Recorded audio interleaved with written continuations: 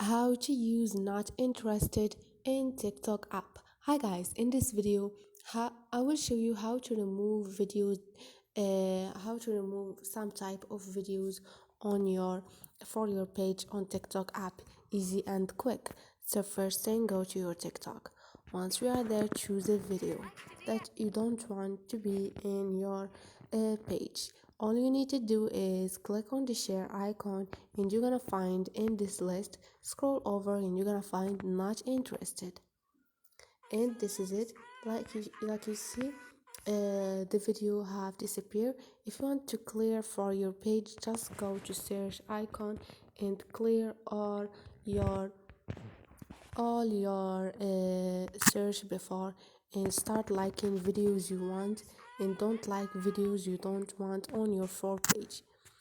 So this is it, easy and quick. Don't forget to subscribe and like.